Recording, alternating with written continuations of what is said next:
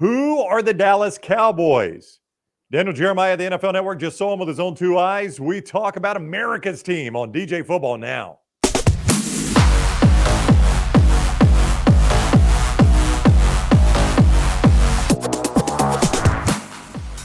It is DJ Football. He is the NFL Network's Daniel Jeremiah. I am Ryan Brown. We welcome you in. The show presented by MyBookie.ag. Code next round when you sign on at MyBookie.ag to get that sign-on bonus of 110%.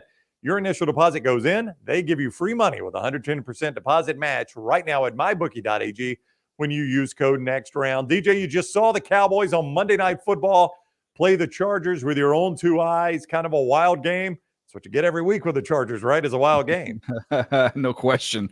Everyone's going to be a nail biter. It's going to come right down to the end. But the Cowboys are an interesting team. This is a team that got just destroyed by the 49ers, and I think a lot of people kind of punted on them without doing a little homework and realizing since Mike McCarthy got there, now they're, I believe, 9-1 following a loss. So they have been able to flush it, and then they've been able to move on and make some corrections. And seeing this team live, it's one thing to see them on video. It's another thing to really see them live. A couple things stood out to me. Number one, they had the star on their helmet, of course. They're legit star players. I mean, when the game needed to be taken over, their stars took over the game. Micah Parsons finished it, as everyone could see. I mean, he was generating pressure all night long, rushing over the right side, over Trey Pipkins over there. He gets a sack, and then he gets a pressure on the pick at the end of the game. So star check on the defensive side of the ball. On the offensive side of the ball, CeeDee Lamb is their guy. And coming off of a week against the Niners where I believe they only threw him 5 balls, he had 4 catches and wasn't really a big factor.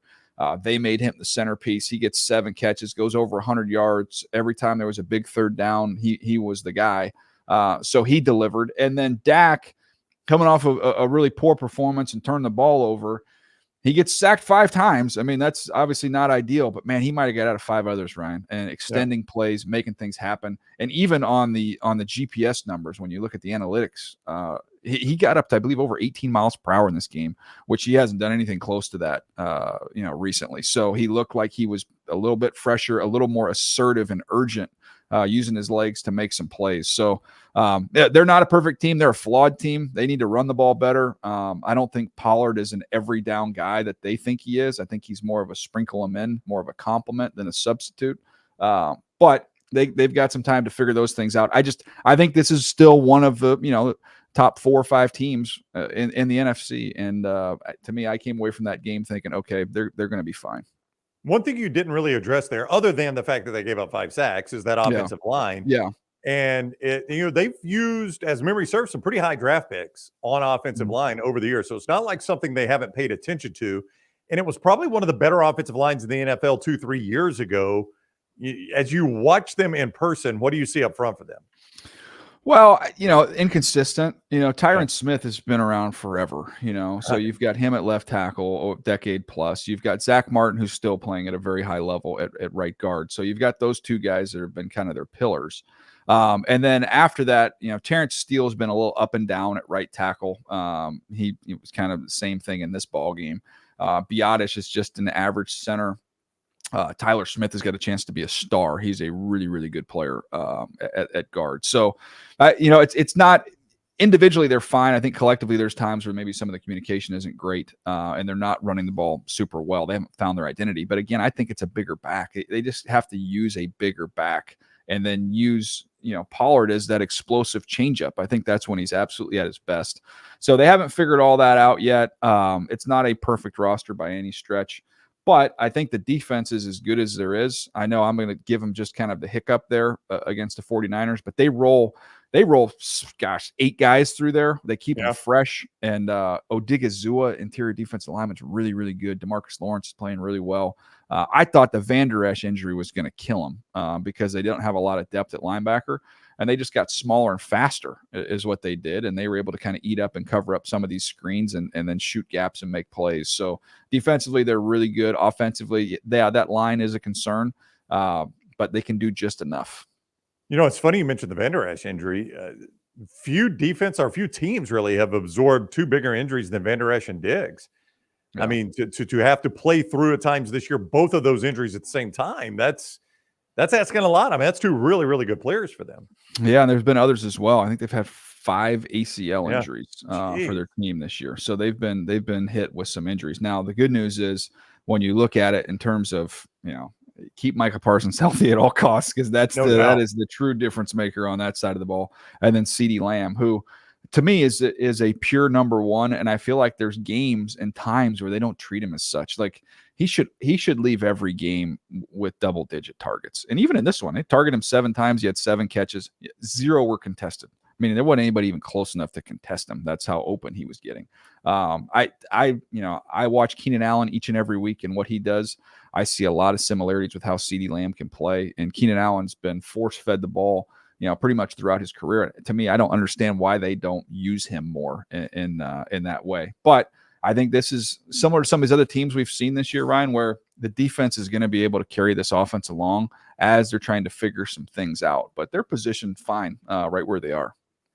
He is Daniel Jeremiah. This is DJ Football. He's with the NFL Network. DJ Football presented by MyBookie.ag. Code next round when you sign on with MyBookie.ag. You make that initial deposit.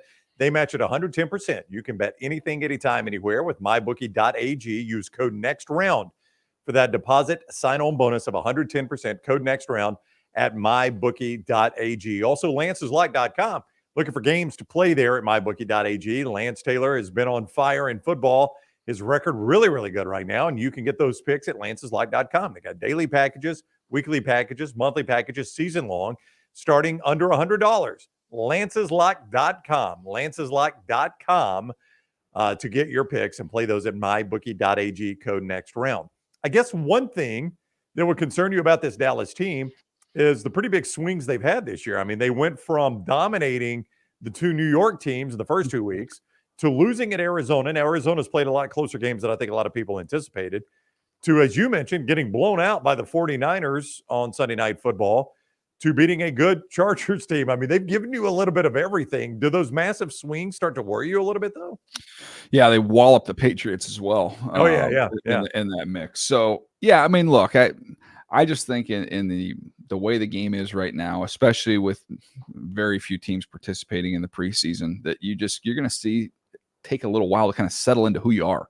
That's why it's, you're not going to win the division in the first 5-6 games, but you can lose it. You go out there and roll out 1-5, 2-4, you're in some trouble.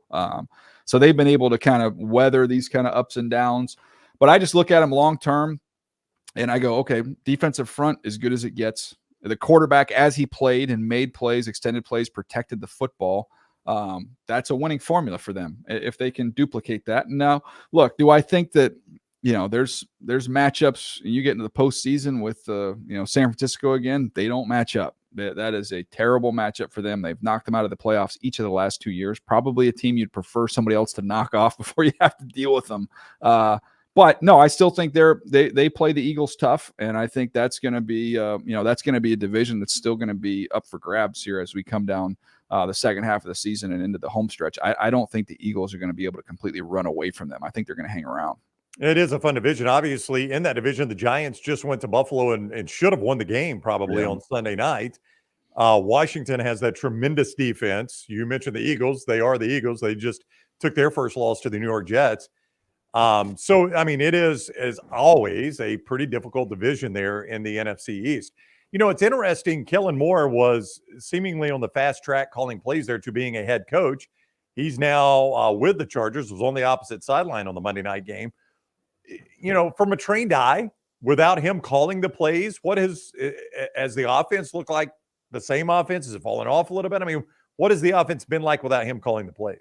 I mean, stat-wise, it's fallen off. I mean, you can go kind of across the board. It's not where it was. And the interesting thing is you could look at the Chargers, at least before their game where they just met on Monday night. The Chargers were improved in all those areas. So it had been a nice move for the Chargers to bring in Kellen Moore.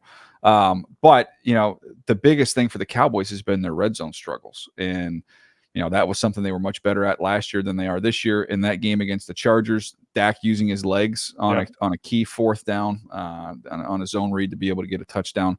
I think they're going to have to do a little bit more of that to help complement it. Again, to me, it comes back to the fact that they just don't have that big back. You see reports about Leonard Fournette, starting to work out and wanting to find a team. Maybe that's the answer. I maybe you get to the trade deadline, you can identify somebody. But I feel like that is a piece they are missing.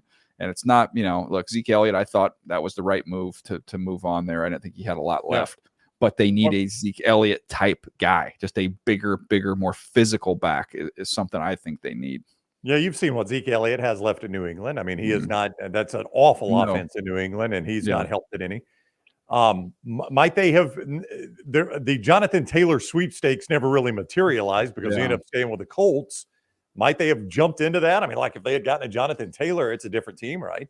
I think so. And, we can talk about the value of the running back position, but I think when you're a team that's close, I look at the running backs of, man, you can make an investment if you want that to kind of be the finishing piece.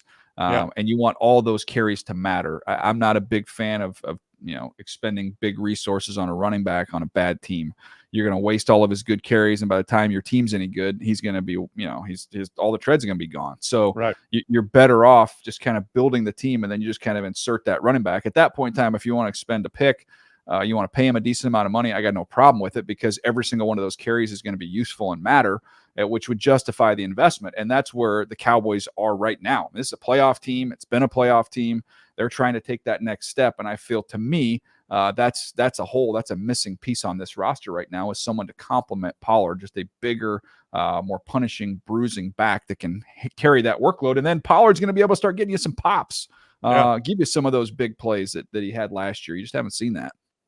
Who are the Dallas Cowboys? We try to answer it there. He is Daniel Jeremiah of the NFL Network. It is DJ Football presented by MyBookie.ag. Code next round when you sign on to MyBookie.ag. Get that sign-on bonus of 110% on your initial deposit. Free money they give you right there in MyBookie.ag. Bet anything, anytime, anywhere with MyBookie.ag. Code next round.